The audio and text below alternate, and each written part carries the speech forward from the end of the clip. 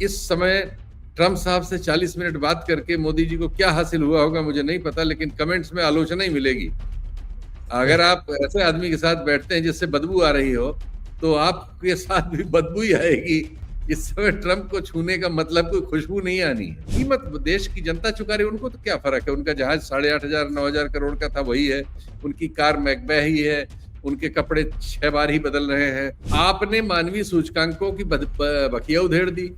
आपने आबादी का विस्फोट कर दिया और मजदूर पैदा करने में आप सिर्फ मजदूर पैदा कर रहे हैं और अव्यवस्था पैदा कर रहे हैं। उसके लिए आपको इनाम मिलना चाहिए। यानी जिन चीजों पे आपको दंड मिलना चाहिए उस पे आपको इनाम मिल रहा है। इस तरह का कोई, ये तो अन्याय है ना सीधे सीधे। ये सरकारें दबाव पर चलती हैं।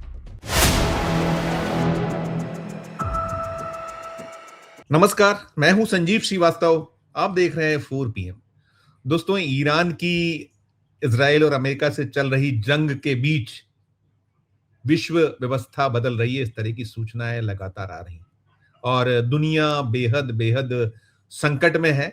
हल कुछ निकलता नजर आ नहीं रहा और दुनिया भर के जो देश हैं वो अपने मुल्क के बारे में सोच रहे हैं, अपनी जनता, अपने आवाम को लेकर कुछ न कुछ ऐसा करने की कोशिश कर रहे हैं जिससे कि उन्हें राहत मिल सके। लेकिन हम भारत को यदि इस दिशा में उठाएं लें जहां से हम आते हैं, उस संदर्भ को टटोलें, तो दिखने में आता है, देखने में आता है कि हमारी जो हुकूमत है, हमारे जो हुक्मरान हैं, उनकी चिंताएं बहुत नजर आती नहीं। अगर ये वो कर रहे हैं तो वो बताते नहीं है कि वो आखिर कर क्या रहे हैं। और जो संकट है वो तो दुनिया के सामने है ही, और हम जो भारतवासी उनके समक्ष भी निरंतर बढ़ रहे हैं, आ रहे हैं, हम उसे भोग रहे हैं। और जो जैसा मैं कह रहा था कि हमारे जो महामानव हैं, हमारे जो नॉन बायोलॉजिकल मैन अपने आप को कहने वाले प्रधानमंत्री जी हैं, उनकी सरकार है, उनके जो सहयोगी हैं, उनकी उधेड़बुन अलग दिशा में है। वो तो जो 2047 का भारत है अभी उसी पर फोकस किए हुए हैं, और उस फोकस के लिए जो तमाम उठापटक, किस तरीके से देश का ध्यान बांटा जाए, किया जाए, और कैसे ये जो संकट है वो संकट अलग अलग कहीं उसको बांट कर दिखाया जाए, वो उस दिशा में, उस उधेड़बुन में जुटे लगे नजर। और अभी जो सबसे खास मसला है, जो परिसीमन, जो हमारी लोकसभा की सीटें हैं, 850 सीटें कर देने वाला मसला मामला है। 3 दिन का विशेष सत्र कल से शुरू हो रहा है, 3 दिन चलने वाला है वो, और 3 अलग अलग बिल आ रहे हैं और बड़ा उसे लेकर कहीं चिंताएं हैं, क्योंकि जिस तरह की एक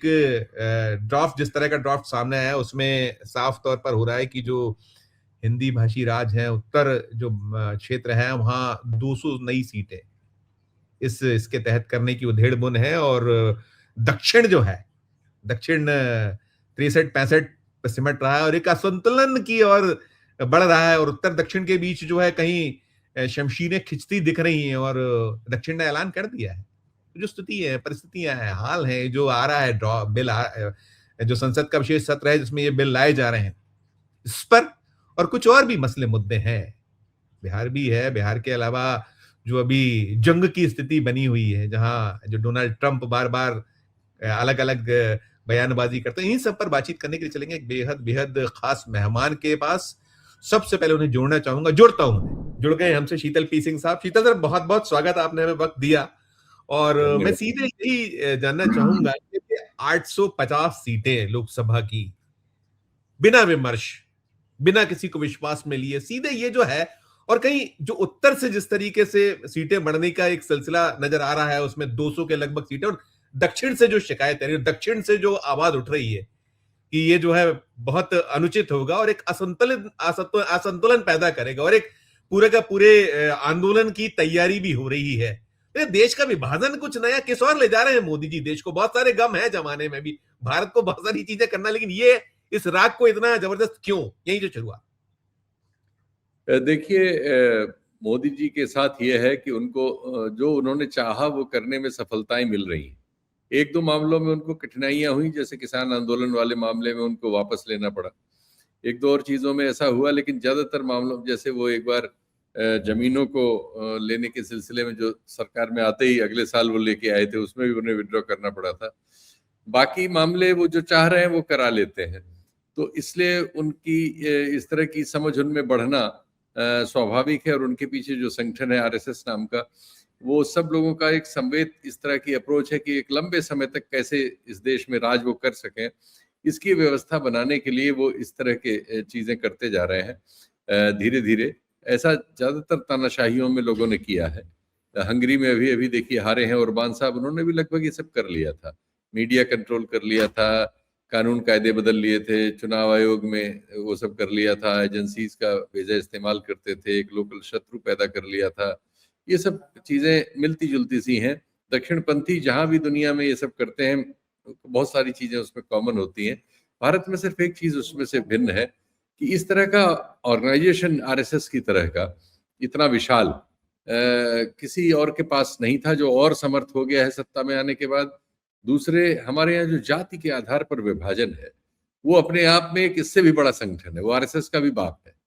और उसमें जो हजारों साल से जो प्रभुत्वशाली जातियां थी, क्योंकि वो इस दौर में उसमें पर्टिकुलरली नॉर्थ इंडिया में और वैसे तो ऑल इंडिया में इस तरह से संगठित होके इस डिस्पेंसेशन के साथ जुड़ गई हैं।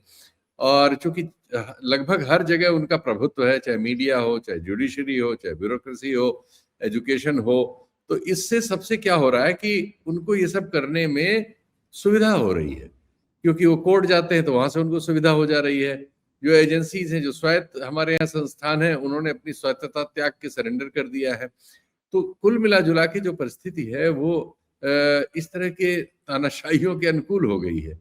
इसलिए ये जो मन में आए सो सोच रहे हैं।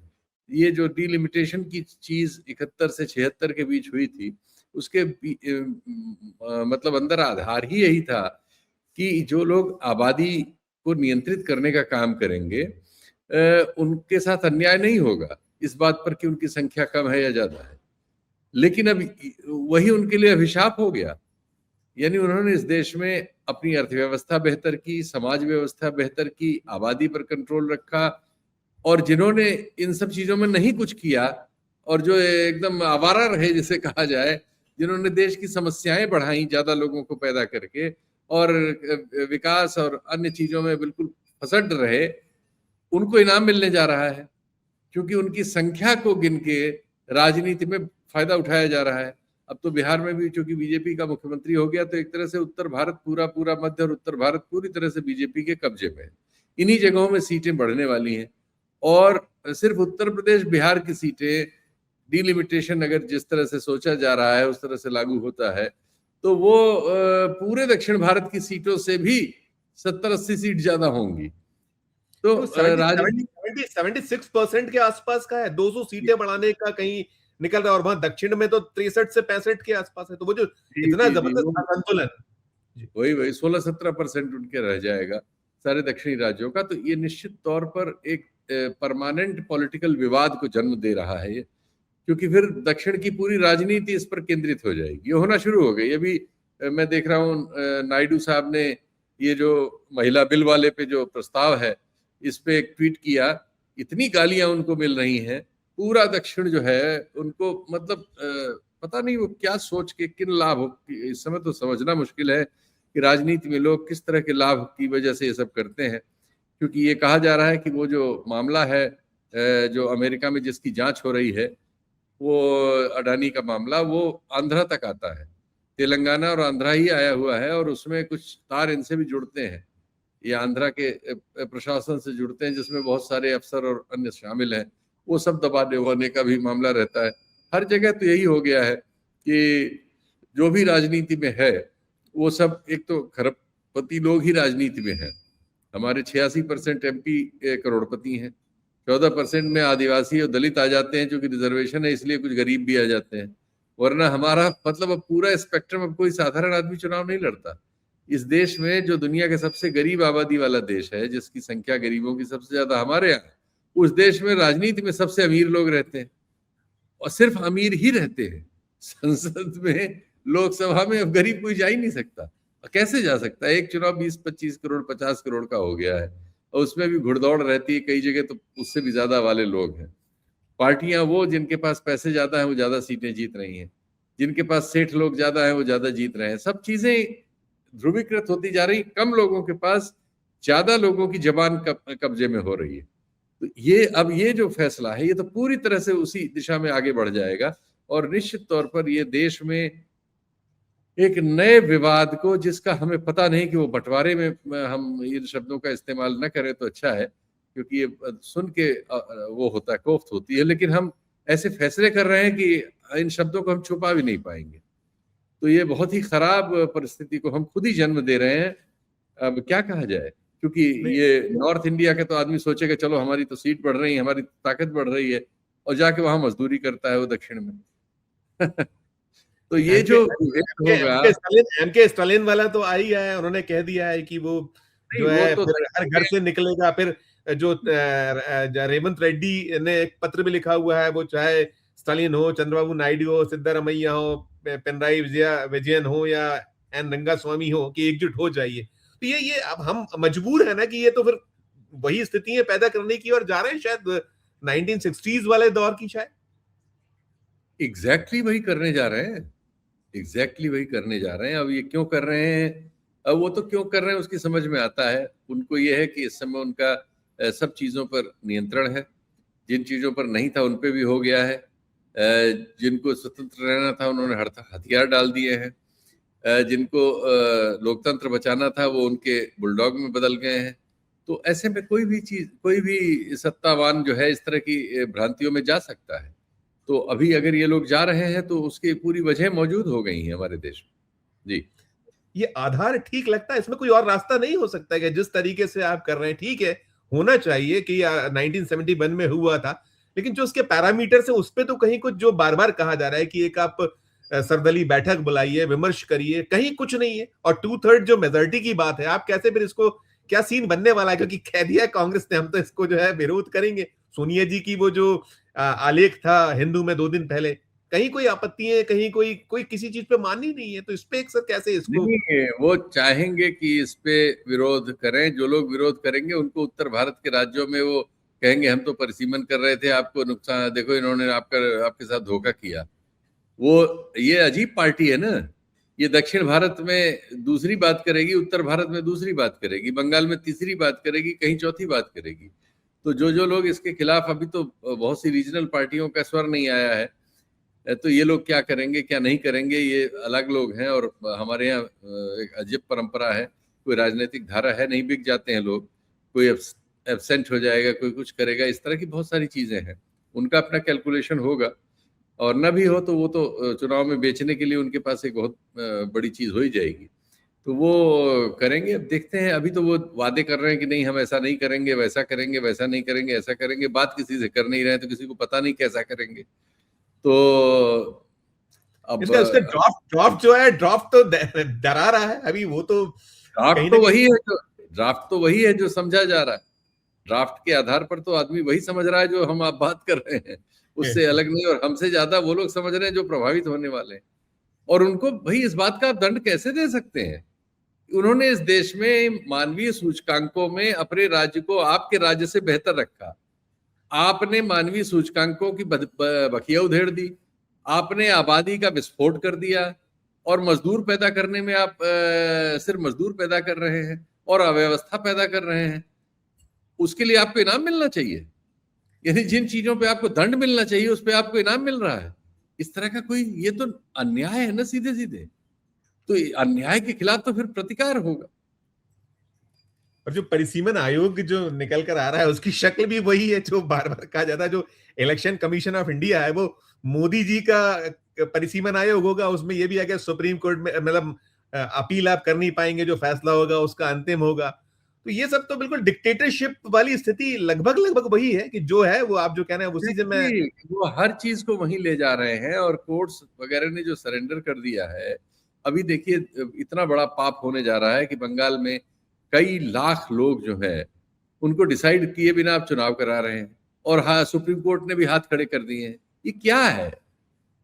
सबसे बुरा तो ये हो रहा है ना कि जिनको कानून की व्याख्या करनी है, जिनको संविधान की रक्षा करनी है, वो हाथ खड़े कर देते हैं, कमेंट करते हैं ऑर्डर में कुछ है ही नहीं। तो जब ऑर्डर के दम नहीं रहेंगे, खत्म हो गया मामला, सब बहुत खराब हो गया है।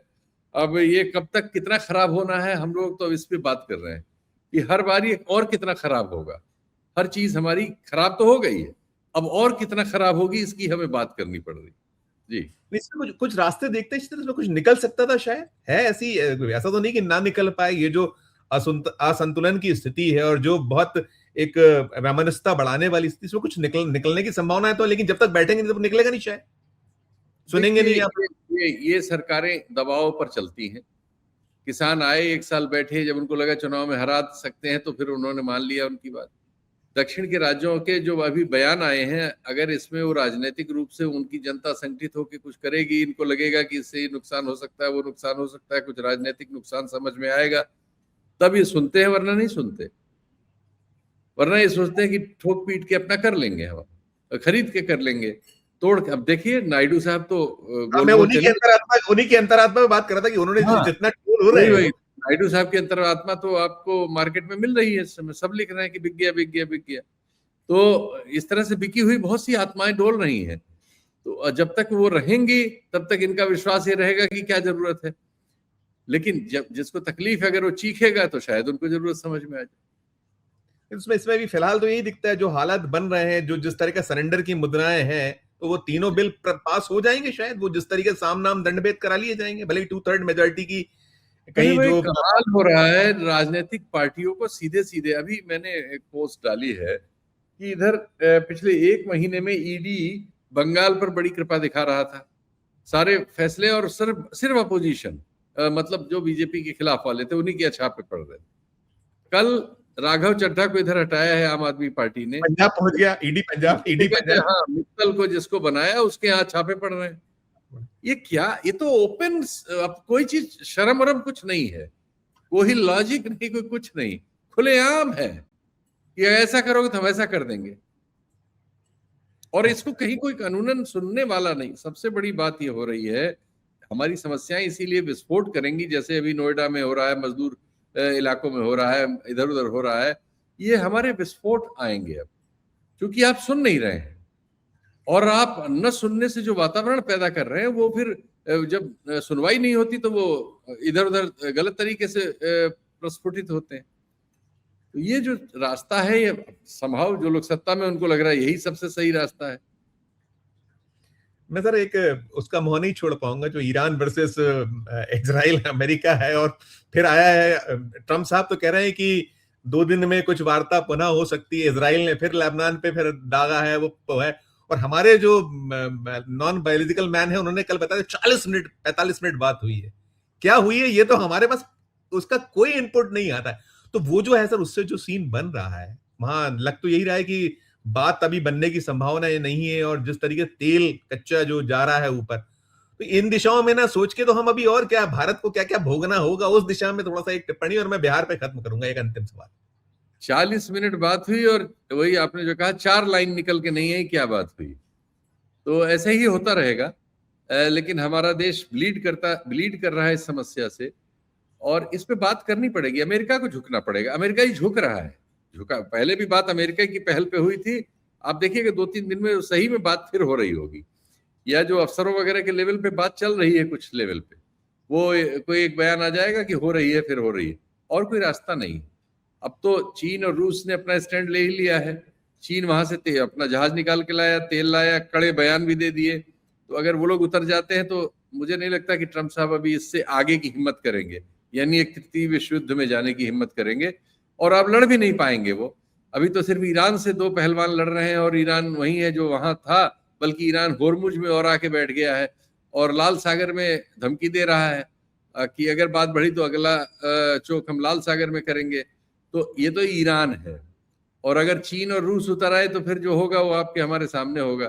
और पश्चिम ने इनको, यूरोप ने साथ छोड़ दिया है, लगभग सभी ने, जो 2-4 साथ हो सकते थे उसमें से ओरबान चुनाव हार गए हैं, और इजराइल के साथ तमाम रिश्ते यूरोप तोड़ रहा है। जापान और कोरिया भी बहुत परेशान है। कोरिया के शासक ने तो रंग बदल लिया, उनके प्रेसिडेंट ने तो इजराइल की आलोचना कर दी। जापान की शासिका जो है वो थोड़ा सा ज्यादा राइट विंगर थी, वो कुछ बोली थी तो उनका सारा विपक्ष उनके खिलाफ सड़कों पर उतर आया है। तो मतलब इस समय ट्रम्प साहब दुनिया में सबसे अलोकप्रिय व्यक्तित्वों में से एक है, और मतलब मोदी जी वैसे कहा जाता है बहुत ही मतलब वो वाले हैं, जिनको ये सब कम्युनिकेशन की बड़ी समझ है। लेकिन इस समय ट्रम्प साहब से 40 मिनट बात करके मोदी जी को क्या हासिल हुआ होगा मुझे नहीं पता, लेकिन कमेंट्स में आलोचना ही मिलेगी। अगर आप ऐसे आदमी के साथ बैठते हैं जिससे बदबू आ रही हो, तो आपके साथ भी बदबू ही आएगी। इस समय ट्रम्प को छूने का मतलब कोई खुशबू नहीं आनी है।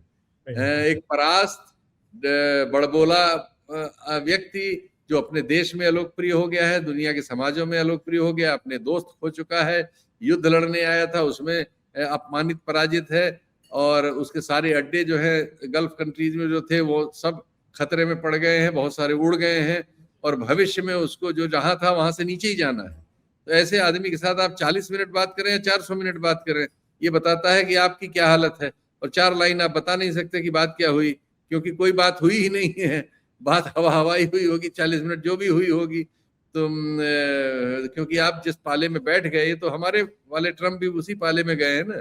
जब दुनिया वो पाला छोड़ रही थी तब हमारे वाले कूद के उस पाले में चले गए हैं, और सारे पाले छोड़ के तो कीमत देश की जनता चुका रही है। उनको तो क्या फर्क है, उनका जहाज 8,500 9,000 करोड़ का था वही है, उनकी कार मैकबे ही है, उनके कपड़े 6 बार ही बदल रहे हैं, उनके लिए भीड़ जुटाई ही जा रही है, वो रैली में भाषण ही दे रहे हैं, उनका मोब्लैक पेन है, विदेशी चश्मा है, और राष्ट्र की बात है। तो वो तो उनका तो काम सब चल ही रहा है, वो जहां चाहेंगे वहां घूमेंगे, जिस उद्योगपति को चाहेंगे उसको फेवर कर देंगे। उनको क्या कष्ट है?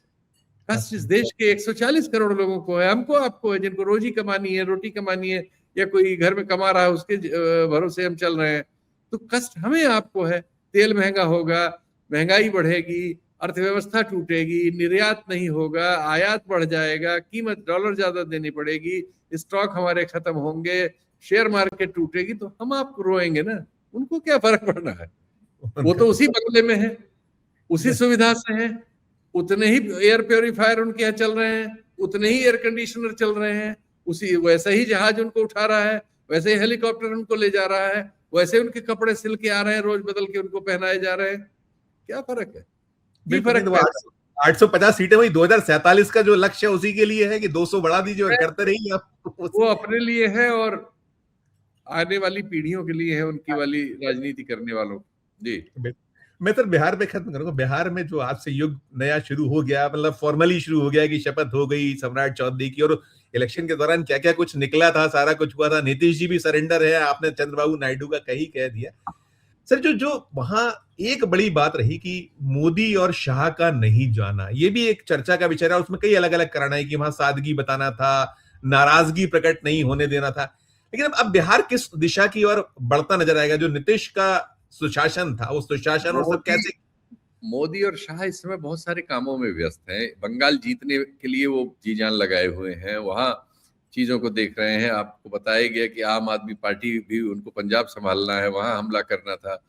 अब मतलब बहुत सारी डिलिमिटेशन वाला पूरा प्रोसेस, इसकी मॉनिटरिंग चल रही होगी, इसमें क्या क्या तिकड़म है। उनके पास अपने काम के लिए बहुत ज्यादा काम है। तो बिहार में उनकी मतलब बिहार में जो चाहते थे वो चीजें ऑलरेडी हो चुकी हैं। उनका आदमी यस मैन वहां कुर्सी पर है। अब वहां अल्पसंख्यकों वगैरह पर हमलों की बाढ़ आना शुरू होगी, उठपटांग चीजें होने लगेंगी। वहां कुछ मुसलमानों से संबंधित प्रतीकों पर बयान आने लगेंगे। पहली बार नारे लगे वहां, जय श्री राम, और जब वो जय श्री राम शुरू हो जाएगा, और इधर उधर कहीं बुलडोजर, कहीं ये सब चीजें शुरू होंगी, इन्हीं पे खबरें हो जाएंगी।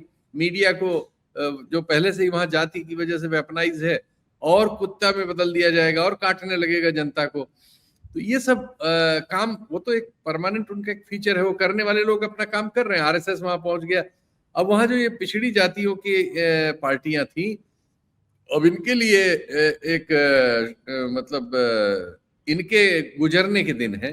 जो भी उनसे चिपका है, अब तक तो यही अतीत है कि जितनी पार्टियां उनके साथ चिपकी धीरे धीरे सब नष्ट हो गई। तो अब एक और पार्टी उनके साथ अपनी शव यात्रा के लिए स्वयं फूल सजा के बैठ गई है, और उसने उन्हीं को डोम नियुक्त कर लिया है अपने शव यात्रा के लिए। बहुत खूबसूरत, बिल्कुल बहुत खूबसूरत बात है कि डोम नियुक्त कर लिया है। और ओवरऑल हम तो देख ही रहे हैं, देश जिस दिशा में बढ़ रहा है, हमारी भी संकट ही संकट है। बहुत शुक्रिया अदा करूंगा सर, खासकर परिसीमन पे आपसे समझना था। आभार आपका, धन्यवाद समय देने। तो हम आप एक ही बात समझ रहे हैं, अब लोग समझे तब है।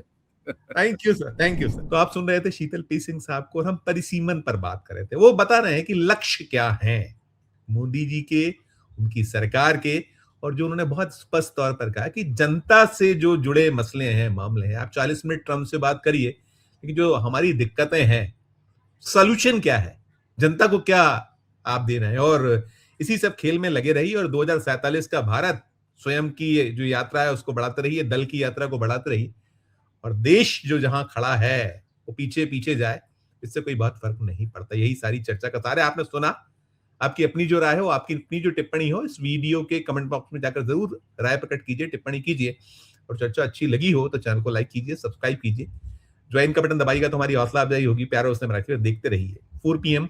धन्यवाद, नमस्कार।